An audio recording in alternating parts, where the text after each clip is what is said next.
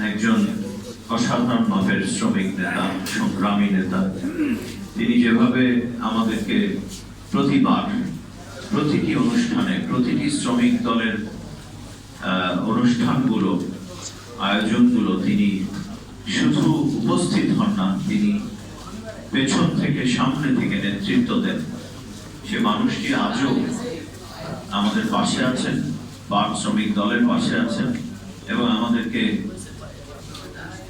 প্রতিবারের মতো আবারও দারুণভাবে অনুপ্রাণিত করে আমাদের কাজে উদ্বুদ্ধ করে তিনি আমাদেরকে সময় দিলেন। সাথে আমাদের আরেকজন আমার বাবার অত্যন্ত স্নেহধন্য এবং বাংলাদেশের অত্যন্ত সম্মানিত এককালের তুখোড় ছাত্র নেতা শুধু নন, এখন এমপি, জনগণের দ্বারা নির্বাচিত একজন সাংসদ জনাব আজিজুল বারী হিলাল, তথ্য বিষয়ক সম্পাদক, বাংলাদেশ জাতীয়তাবাদী দল। তিনিও তার মনের কথাগুলো, তার যে অভিজ্ঞতাগুলো পাট শিল্প নিয়ে, তার অঞ্চলে পাট কল নিয়ে তিনি আমাদের সাথে শেয়ার করলেন। সেটাও আমাদের জন্য, আমাদের কাজে শক্তি যোগান। আপনারা সকলে কষ্ট করে এসছেন, সাংবাদিক ভাই বোনেরা, আপনাদেরকে যেটি প্রধান অতিথি বললেন যে আপনাদের মাধ্যমেই আসলে আমরা আমাদের চিন্তাগুলোকে সাধারণ মানুষ, পাটকলগুলোর সাথে সম্পৃক্ত অথবা দেশপ্রেমিক আমাদের মতো শ্রমিক নেতৃবৃন্দদের কথাগুলো যেন জনগণ জানতে পারে, সেজন্য আপনাদেরকে আমরা আবার বিনীত অনুরোধ জানাই।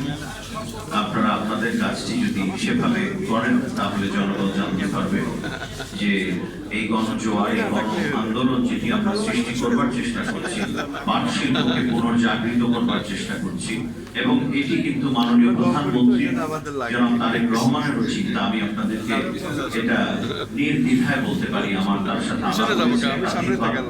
এখন শুধু আমাদের মোডাস অপারেন্ডি অর্থাৎ কাজগুলো কিভাবে হবে সেটার বিষয় নিয়েই আমরা আজকেও আলাপ করলাম, আমাদের প্রস্তাবনা দিলাম। এবং এই প্রস্তাবনার মূল বিষয়টি ছিল তার মতো একজন মমত্ববোধ নিয়ে, হৃদয় নিয়ে, দেশপ্রেম নিয়ে মাননীয় প্রধানমন্ত্রী যেভাবে কাজ করেন, যদি পাট কল সহ কলকারখানার জন্য অথবা রুগ্ন শিল্পের জন্য, ছোট বড় বিভিন্ন শিল্পের জন্য যে বিশেষ বরাদ্দ সরকার দিচ্ছেন, সেটি বিষয়ে হয়। কেননা তিনি যেখানে যে বিষয়গুলো নিয়ে যেভাবে চিন্তা করেন, সেটা ছোঁয়া তখন আমাদের এই কাজগুলোতে, এই শিল্প রক্ষার ক্ষেত্রে আমাদের কাজে আসবে। আমাদের আসলে প্রকৃত অর্থে এই টাকা অথবা এই বরাদ্দ, এই এফোর্ট গুলো, এগুলো আসলে সাফল্যমণ্ডিত হবে। সেজন্য আমরা চাই তার নেতৃত্বে একটি টাস্ক ফোর্স গঠন করা হোক। আর আমাদের কথা বারবার আমরা পাট শ্রমিক দলের পক্ষ থেকে এই প্রেস ক্লাবেই অনেকবার বলেছি, পাট আমাদের দেশে একটি আবেগের নাম। পাট শুধু একটি শিল্প অথবা একটি ইনগ্রেডিয়েন্ট অথবা কাঁচামাল নয় আমাদের দেশে। তাই আবেগ নিয়ে আমরা, এত আবেগ নিয়ে পাটকে আমরা টেনে তুলে ধরার চেষ্টা করি আমাদের বক্তব্যে, এবং সেজন্য পাটকে